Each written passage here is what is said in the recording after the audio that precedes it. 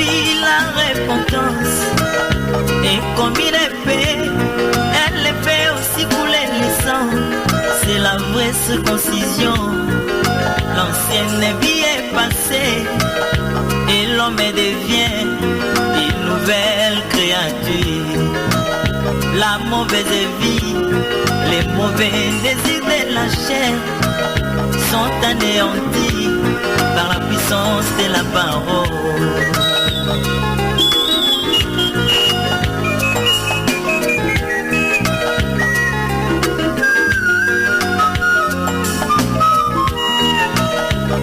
J'ai vu Pierre après la vision du Saint-Esprit. Il s'est levé pour prêcher la parole de Dieu. Oh, en entendant bien, beaucoup d'hommes sont blessés. Et ma Bible me dit qu'il y a 3000 convertis. Mais pourquoi pas dans notre temps? D'un côté la parole est allégée, ils l'ont rendu faible pour plaire à leurs fidèles. Bien que de l'autre côté, la parole est bien prêchée, mais l'incrédulité envahit les hommes.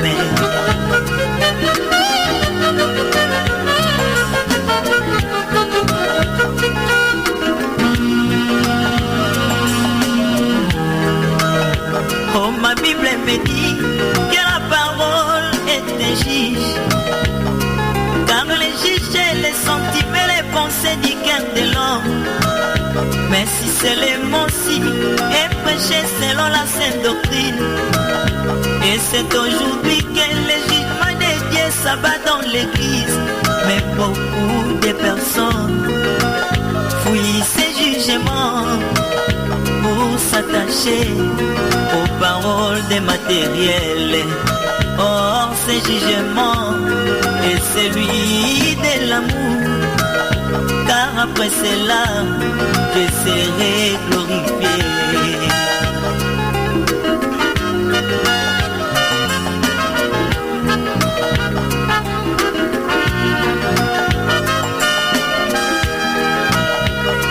Comme une lettre d'un époux à son épouse, il me l'a envoyé par l'intermédiaire des ministres.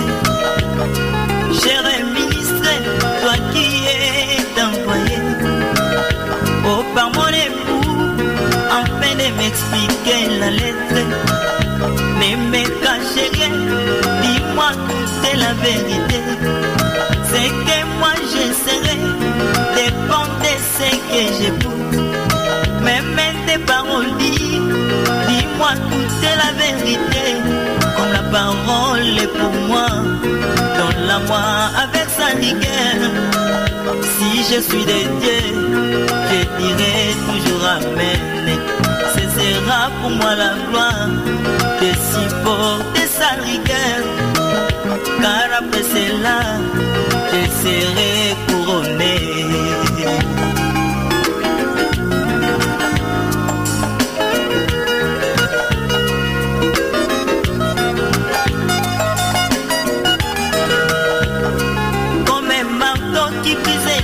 La parole de Dieu. Bonsoir, bien-aimés dans le Seigneur. Nous sommes dans l'émission Que la lumière soit. Pasteur Clid Mundanga, orateur de l'émission Que la lumière soit. Bien-aimés dans le Seigneur, nous sommes avec notre bien-aimé Michel Tamba. Bonsoir frère. Bonsoir frère Alain. Pasteur Clid Mundanga, bonsoir. Bonsoir. Nous sommes en train de parler du mariage et nous savons tous que c'est un sujet très très très délicat. Et hier déjà, le pasteur Clid Mundanga était en train de nous expliquer qu'un enfant de Dieu doit rechercher sa future épouse dans sa patrie. Sa patrie, c'est l'Église. Et l'enfant de Dieu doit rechercher son épouse près du puits. Et le puits, c'est le ministère. Donc, il faut qu'un enfant de Dieu puisse avoir comme épouse une fille de son Père. Et le Père, c'est notre Père céleste. Pasteur Clid Mundanga, il y a des questions, en tout cas, qui fusent de partout à ce sujet. Le sujet délicats du mariage. Et entre autres questions, il y a celle-ci. On nous a demandé la femme que un bien-aimé voudrait prendre en mariage. Peut-elle être plus âgée que l'homme? Est-ce que c'est possible? Ça, c'est une question. Ensuite, nous vous précisons déjà que vous avez la possibilité de réagir à partir de 2 numéros. En direct par le 04 020 26 98. Là, vous réagissez en direct, vous posez votre question en direct. Et pour les SMS, nous vous prions de nous envoyer des SMS à partir du numéro 06 945 35 24. Donc, le 06, c'est pour les SMS et le 04, c'est pour une réaction en direct, une question en direct dans l'émission. Pasteur, disais-je, il y a cette possibilité d'avoir une femme plus âgée que l'homme. Est-ce que c'est faisable? Oui, c'est faisable. C'est faisable dans la souveraineté de Dieu. Il est vrai que dans les principes,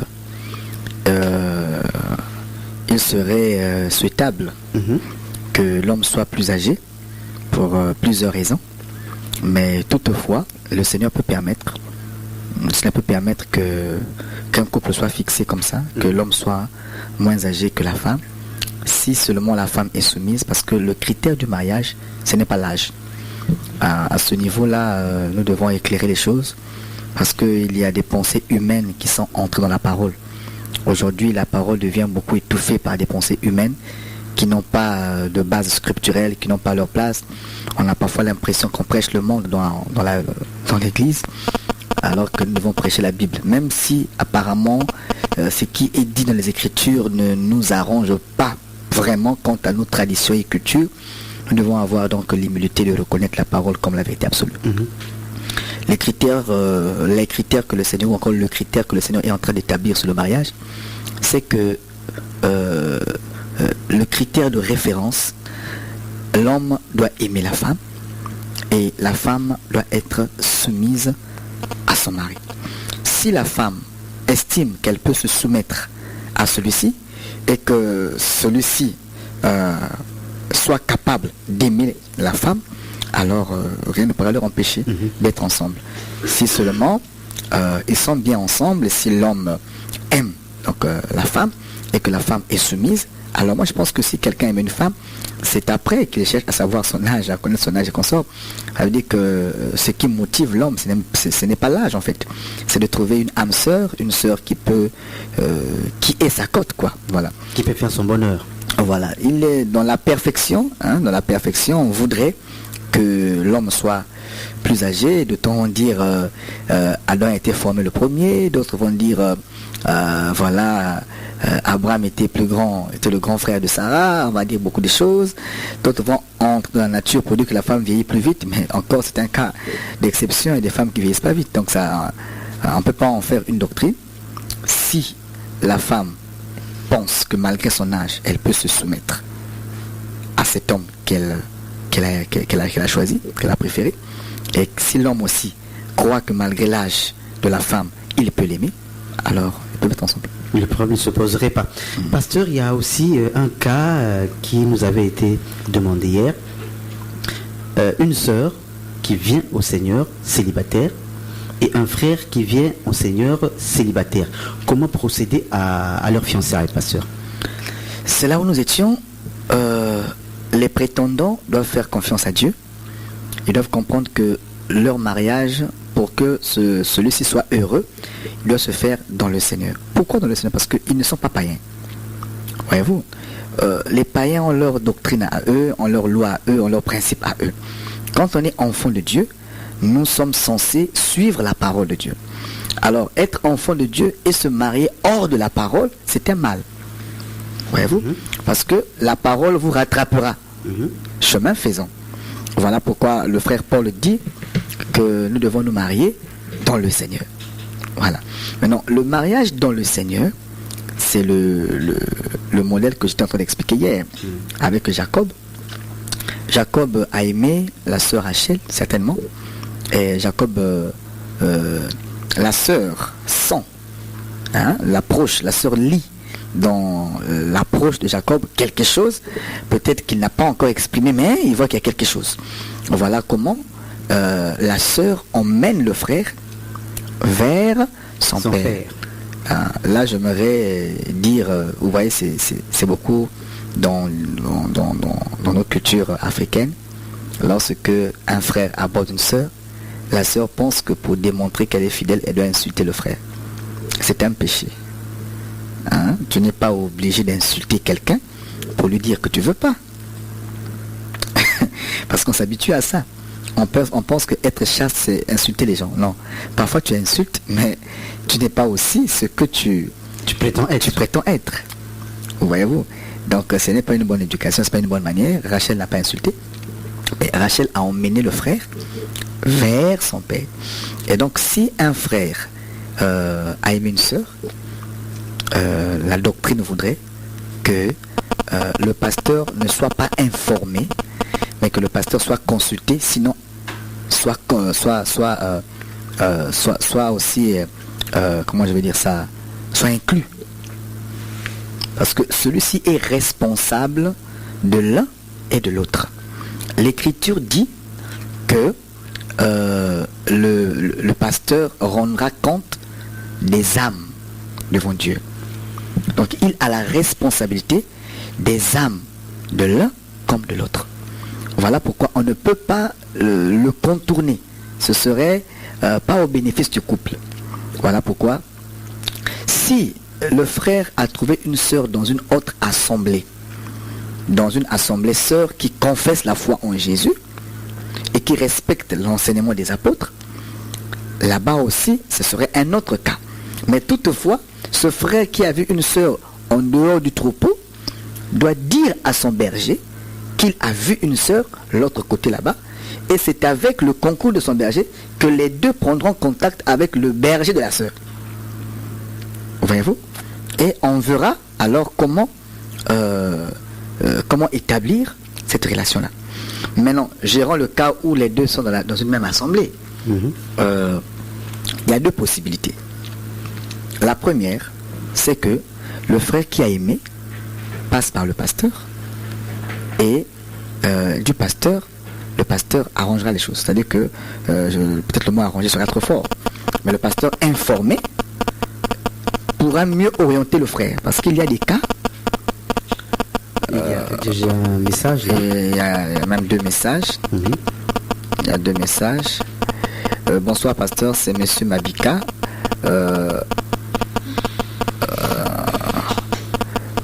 Retlan, à kilomètre, donc résident, je pense, à kilomètre 4. Pourquoi on se marie?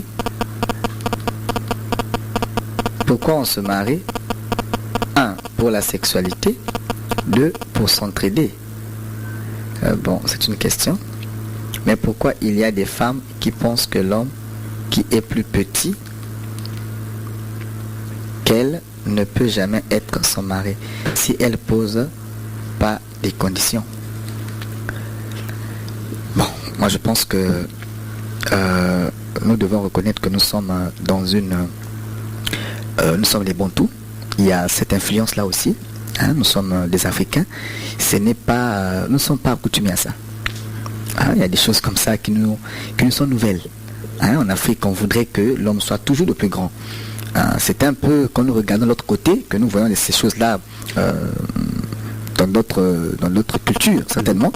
Mais chez l'Africain, c'est comme ça se traduit comme une affaire gênante. C'est un peu gênant pour la femme africaine. En général, c'est une culture, on a grandi comme ça. Toutefois, ça ne pose pas un problème. Mais le problème, c'est qu'on n'est pas habitué à ça. Donc, quelque part, il faut comprendre. Mais c'est des mentalités qu'on doit éduquer. On doit éduquer. Si un homme peut répondre à la hauteur, il ne faudrait pas juger par rapport à l'âge. Parce qu'il y a des personnes bien âgées, mais qui ne font pas leur âge. Il y a des personnes bien âgées qui ne font pas leur âge. Il y a des personnes prendre le choix ou encore faire le choix pour le critère d'âge peut induire en erreur. Pourquoi, pasteur?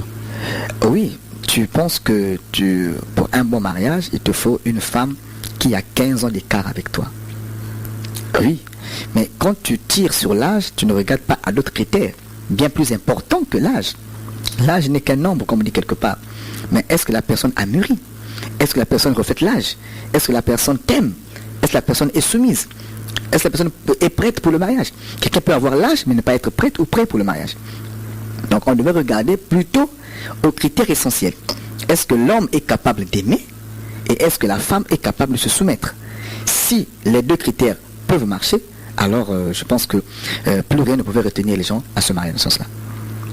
Une interrogation, pasteur. Vous avez dit que lorsque le frère trouve une sœur dans l'assemblée, il est censé consulter son berger.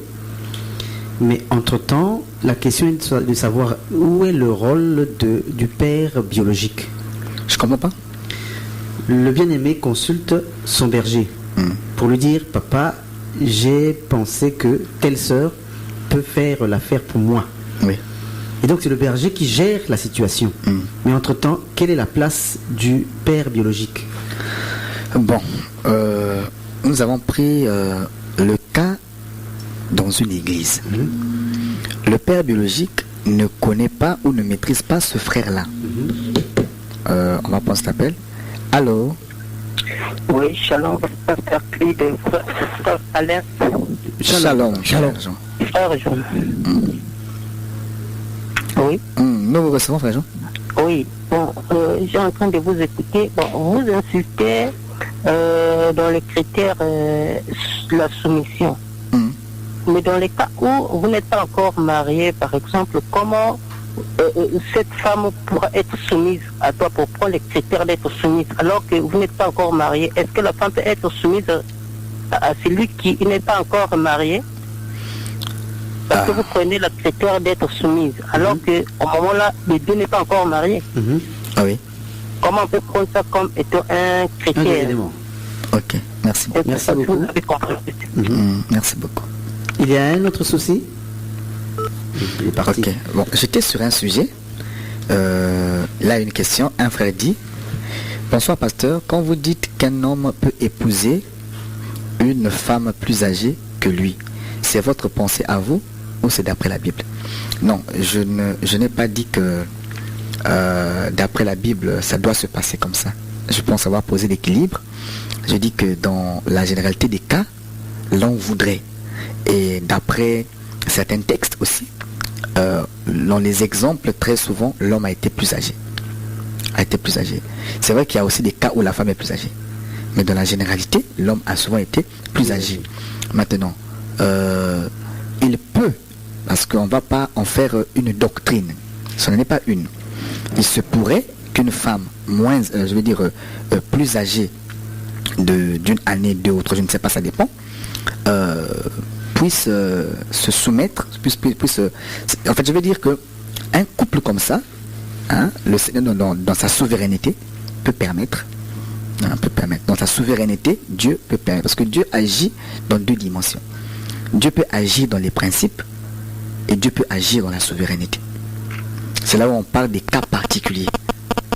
Donc je prends ça comme un cas particulier.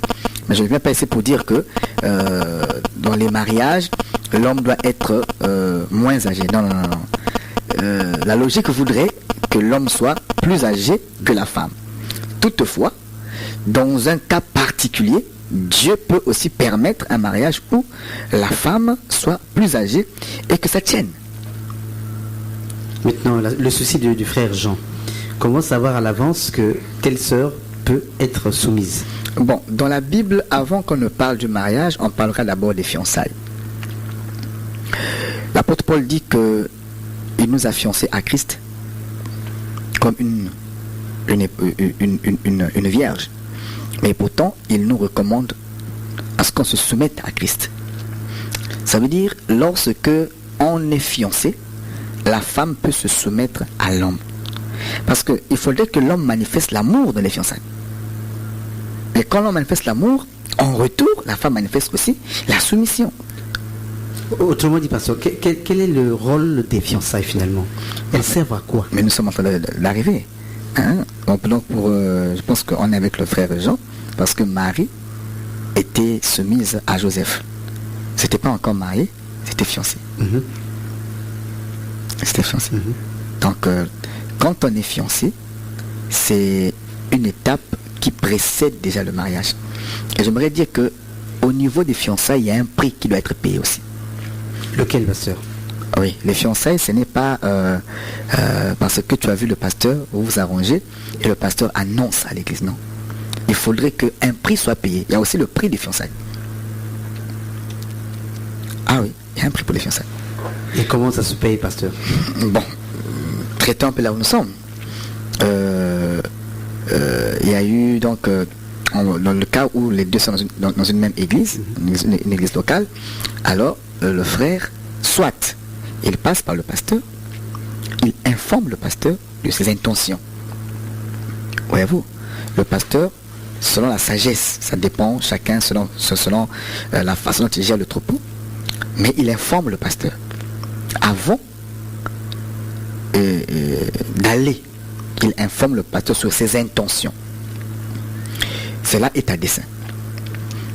Tout comme si il passait outre le pasteur pour aller proposer la sœur, elle, avant de dire oui ou non, doit venir vers le pasteur pour qu'on mette ça en prière.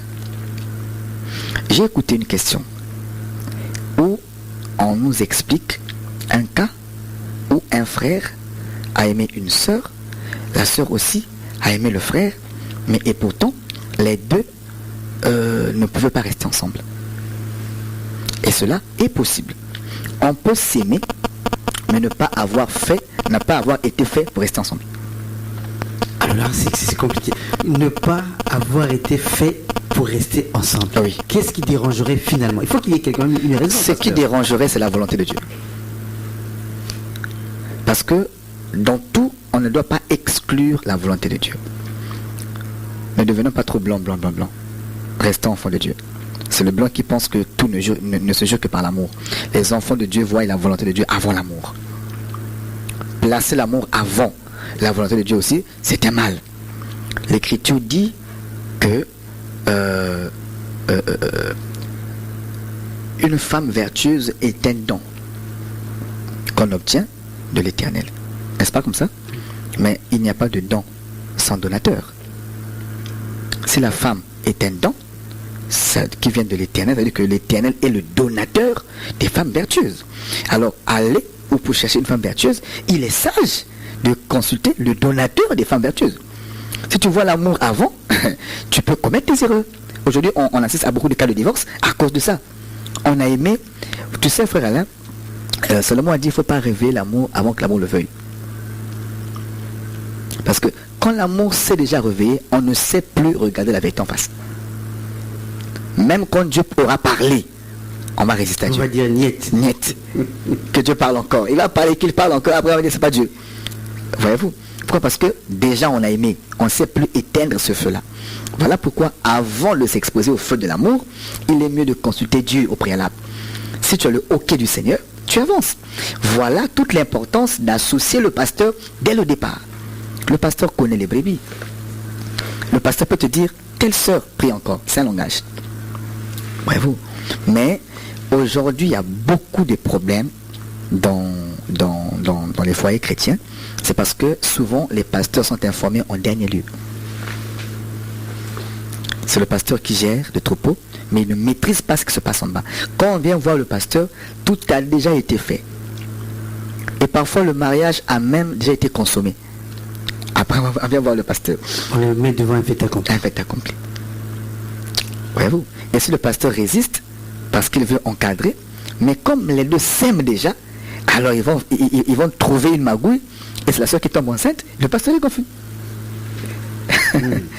Oui. Donc, pour éviter toutes ces bavures-là, il est bien, il est mieux, il est doctrinal de commencer par le pasteur. Frère Alain, j'ai appris un cas où une sœur est arrivée à l'église. La sœur était atteinte d'une maladie contagieuse, mais une maladie grave et mortelle. Alors, le pasteur gérait la sœur. Le pasteur, c'est comme un homme, un avocat. Ce qu'il reçoit, il garde ça pour lui. Même s'il y a un mal commun, c'est pour lui qu'il doit protéger la brebis. Voyez-vous? Donc le pasteur ne peut pas dire aux gens ce que la sœur est, mais il sait ce que la sœur est. Parce que la sœur se confie à son pasteur. Et l'Écriture dit, connais chacune de tes brebis. Alors dans l'entretien pastoral, le pasteur est en train de suivre, lui seul, en aparté, cette brebis-là. Mais la sœur était très belle, d'une beauté extraordinaire.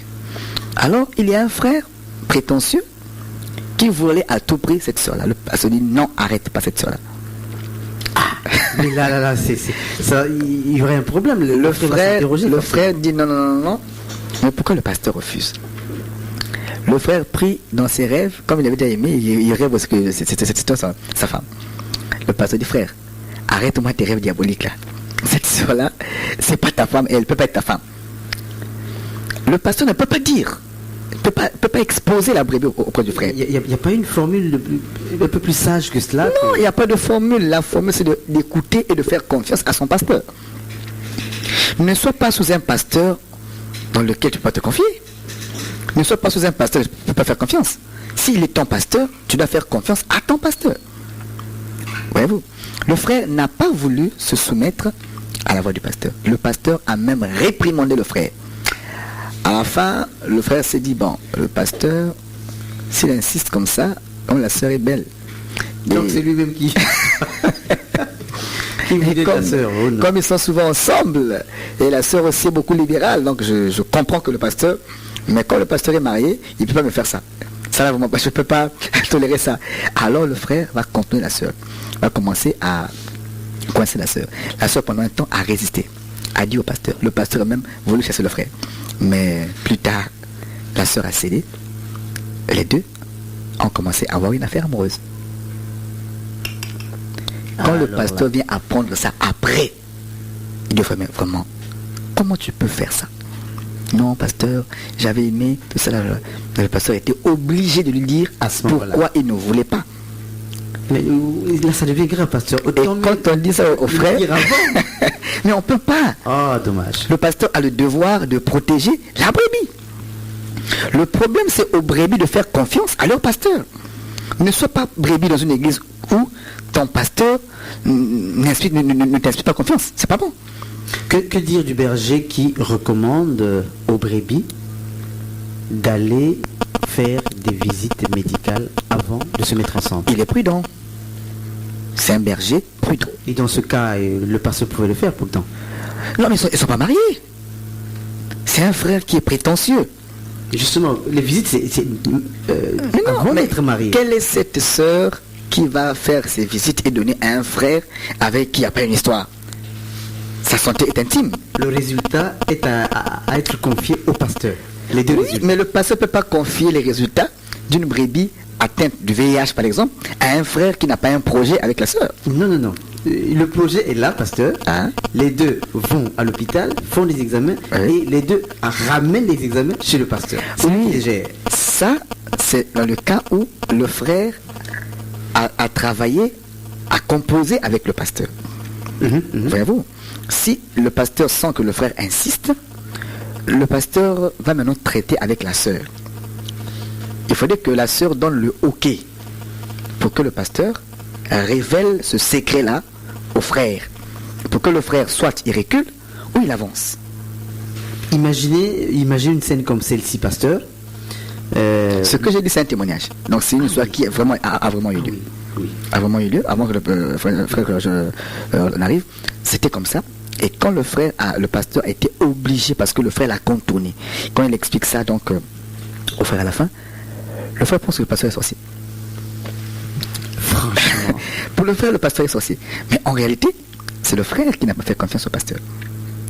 Le pasteur a le devoir de protéger une brebis. Une femme. Avant que je ne perde le fil d'idées, pasteur, imaginez qu'un cas pareil vous arrive et que dans la sagesse et dans la prudence, vous évoquiez un certain nombre de raisons qui peuvent vous amener à lui dire non. Je donne un exemple. Mon frère, vous voulez de la sœur, moi qui suis votre père, j'estime que vous ne pouvez pas y mettre pied. Pourquoi? Parce que je vous connais tous très bien. À supposer que moi j'ai l'information que la sœur est drépanocytose, que la sœur est séropositive, que la sœur... Vous étalez un certain nombre de raisons qui peuvent amener un père à dire non à ce fait. Et dans le flou, bon... Frère Alain, une supposition ne va pas arrêter un prétentieux. Puisque tu ne fais que supposer. Tu n'affirmes rien. Tout comme on peut supposer qu'elle soit en bon état. Voyez-vous. Mais le non que j'ai dit, quand j'ai dit non, vous ne pouvez pas y aller, forcément qu'il faut qu'il y ait cette raison. L'important, ce qu'il faudra enseigner aux enfants de Dieu, c'est de faire confiance au pasteur. Parce que le pasteur a des choses, des dossiers qu'il gère, qu'il ne peut pas vous exposer. En guise de tout ce qu'il connaît, il sait qui peut aller avec Y et quelle relation ne peut pas marcher. Et en plus de ça, le pasteur il est spirituel. Voyez-vous, nous voulons que les brebis apprennent à faire confiance à leur pasteur. Parce que si tu penses que le pasteur est sorcier, alors faut trouver un pasteur qui n'est pas sorcier. Une confiance aussi au pasteur discret. Ah oui, là, quand je parle du pasteur, je fais allusion au pasteur digne de cette fonction-là. Parce qu'un pasteur doit être discret. Un pasteur ne peut pas être celui qui vilipende des informations, expose même les brebis, ça c'est pas normal, c'est pas digne d'un pasteur. Le pastorat, cette capacité-là, cette qualité de protecteur. Donc, dans ce sens-là, nous exhortons les frères à faire confiance au pasteur. Maintenant, si le frère n'est pas passé par le pasteur, alors la sœur qui est consultée, qu'elle vienne informer le pasteur avant de donner son OK. Elle peut dire OK, laisse-moi réfléchir. Dans la réflexion, elle peut voir son pasteur. Elle dit, ah papa, le frère X, qui est aussi dans l'assemblée, m'a proposé telle chose. Il y a des frères qui sont déjà fiancés.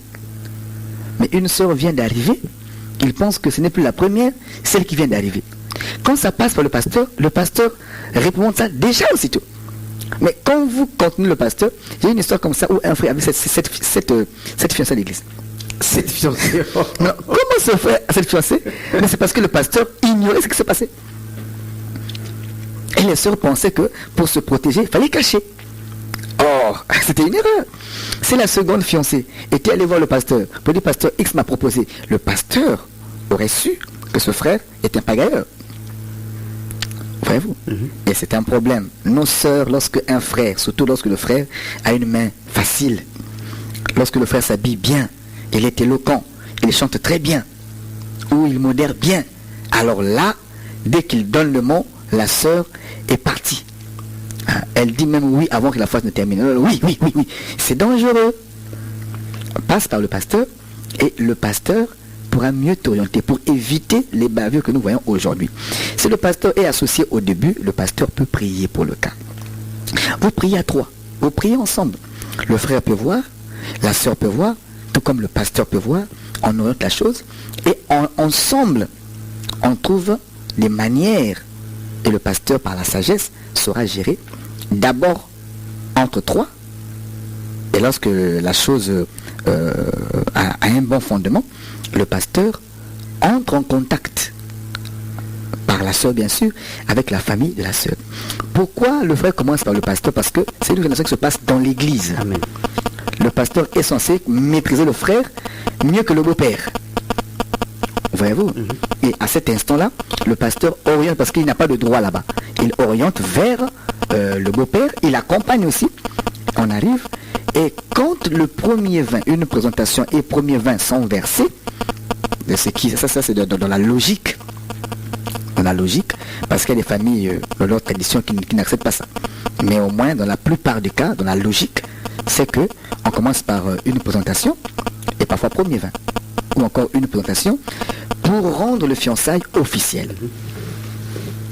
Et l'officialisation part de la famille de la sœur. Oui, c'est la famille de la sœur qui, après avoir reçu la famille du frère, seuls peuvent rendre officiel les fiançailles.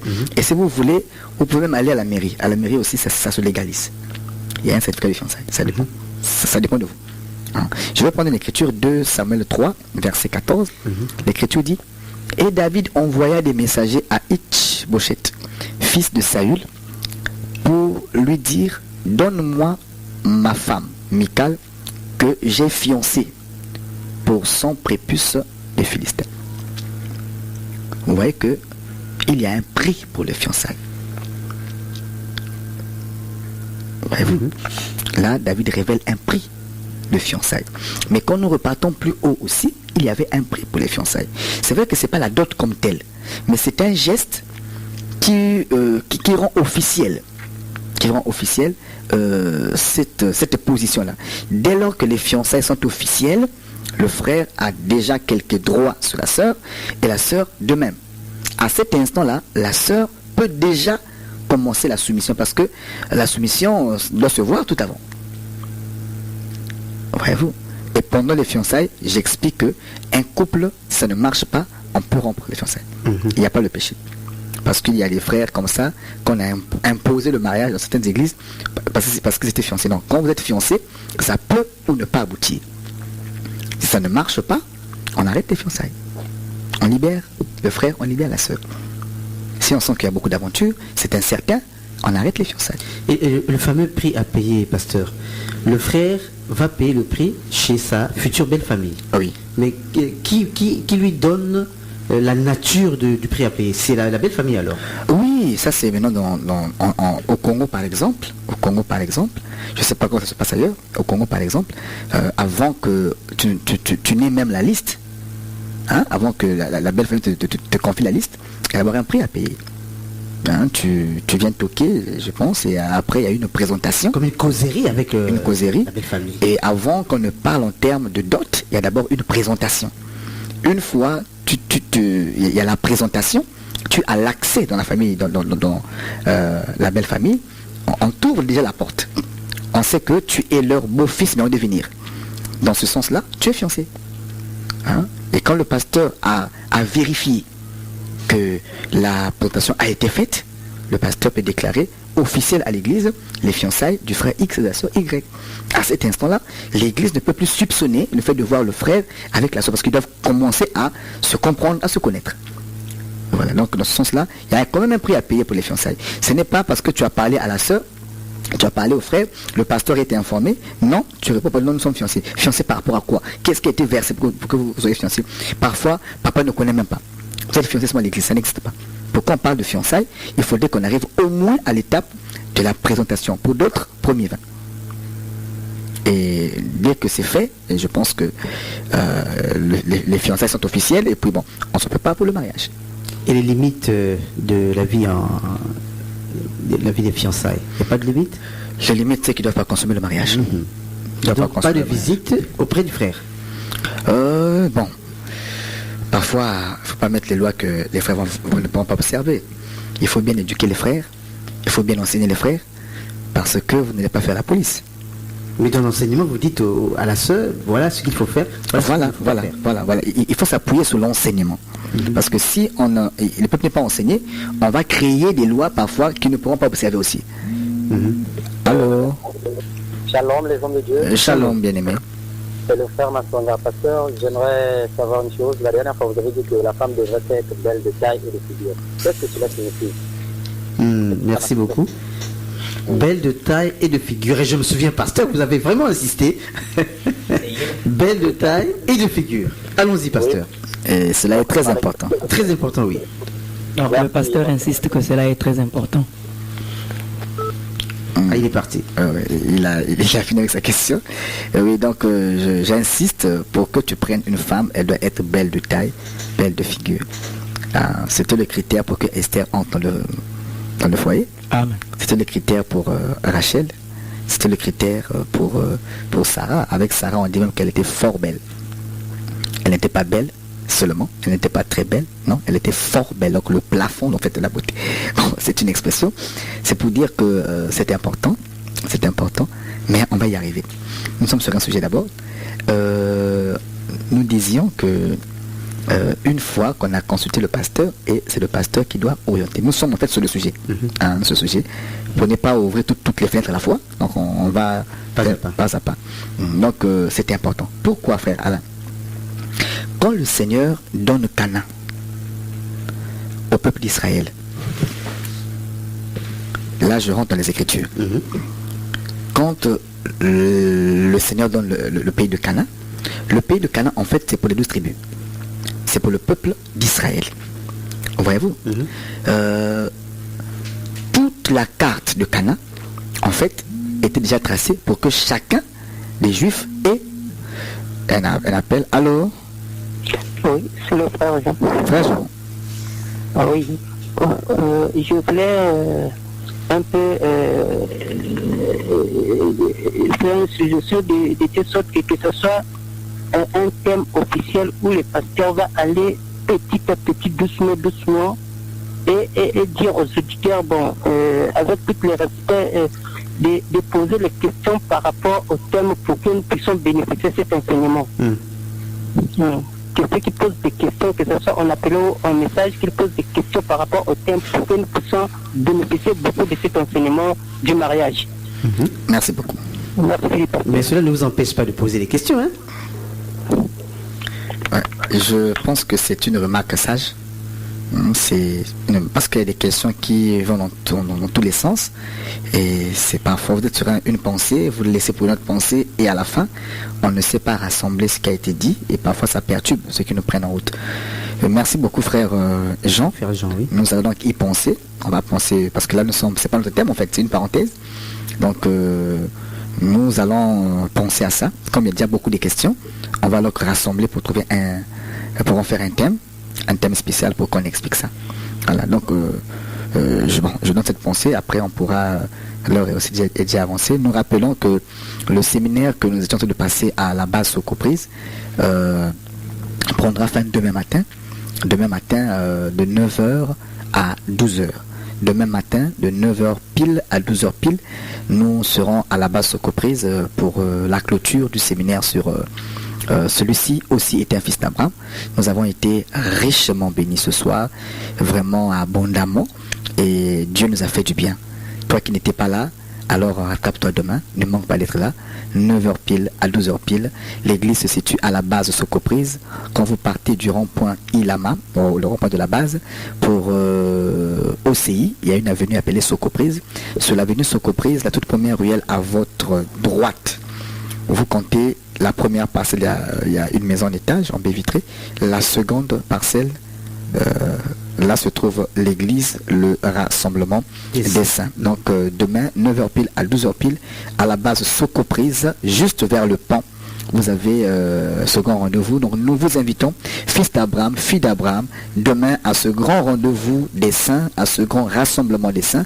Venez le matin, 9h pile à 12h pile. Ce sera aussi la clôture, et plaise au Seigneur, nous prierons comme prévu pour les cas que l'Esprit mettra à notre disposition. Donc, je disais, frère Alain, Vous étiez en train de parler de Canaan. De Canaan, quand le peuple devrait arriver à Canaan, Canaan c'était pour le peuple. C'était pas pour une tribu. Donc, tout homme hébreu avait droit à une portion de terre à Canaan. Mais pour que chacun entre en possession de son héritage, il fallait que Josué donne à chacun une portion de terre. Pour les raisons d'ordre, Dieu avait élevé Josué pour que Josué, un frère parmi ses frères, fasse respecter la volonté de Dieu. C'est Josué qui dira à Caleb, toi tu prends Hébron. C'est lui qui dira à X, moi tu prends ça. Vous allez remarquer que Caleb était un collègue de Josué. Pas un fils, un collègue. Ils ont milité ensemble. Mais comme Josué était élevé, il devenait le père de Caleb.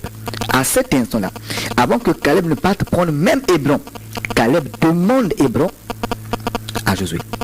Et pourtant, déjà Moïse avait juré sur ça. Mais il rappelle parce qu'il doit respecter l'ordre.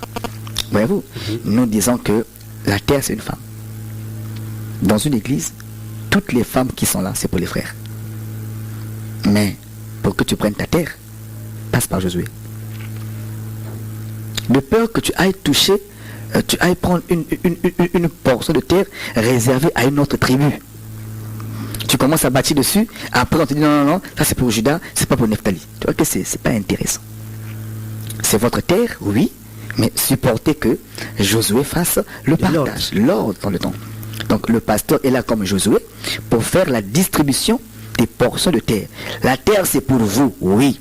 Les sœurs sont à vous, oui. Mais laisser le pasteur mettre l'ordre dans le troupeau. Sinon, après, c'est un désordre. Le pasteur est là comme Josué pour faire le partage des terres. Voyez-vous? Et dans l'assemblée, le pasteur doit être au courant de tout ce qui se passe pour éviter les bavures. Très souvent, le pasteur est contourné. Après, il est le premier à être critiqué. Arrêtons avec ces pratiques-là, honorons nos pasteurs, respectons-les pour éviter qu'il y ait beaucoup plus de bavures. Je rappelle que la semaine prochaine, nous ne serons plus en boucle non-stop, parce qu'on passera seulement lundi soir. On va reprendre notre programme d'avant. Donc nous passerons lundi, mardi, jeudi et samedi de 21h40 à 22h25. Je rappelle que nous prenons en compte la question, la suggestion du frère Jean que nous saluons. Alors lundi, on en fera un thème et on va commencer à avancer pas à pas. Nous avons essayé près de 7 questions, nous avons reçu, mais on ne peut plus répondre à ces questions-là. Donc on les réserve on en fera carrément l'enseignement. Et au lieu de répondre aux questions, on en fait un enseignement. Et au fur et à mesure, nous répondons les questions. Et là où il y aura les zones d'ombre, vous pourrez intervenir au fur et à mesure. Voilà. Donc demain, ne manquez pas, 9h pile à 12h pile à la base Socoprise, quand vous partez du rond-point Ilama vers la OCI, l'OCI je vais dire, ou encore la brasserie, la toute première ruelle à votre droite, juste avant le pont, vous avez une ruelle de droite, la deuxième parcelle à gauche, l'église, le rassemblement des saints. Le culte va débuter à 9h pile pour 12h pile. Nous vous invitons, nous vous attendons, que le bon Dieu vous fasse du bien. Amen. Merci, Pasteur Clémundaga. Nous sommes à la fin de notre émission. Vous qui nous avez suivis, nous vous remercions infiniment. Et nous disons que ceux qui ont les oreilles entendent ce que l'Esprit dit à l'Église Corps de Christ, et que ceux qui entendent comprennent et pratiquent la parole de Dieu. À bon entendeur, shalom. Et c'est lui.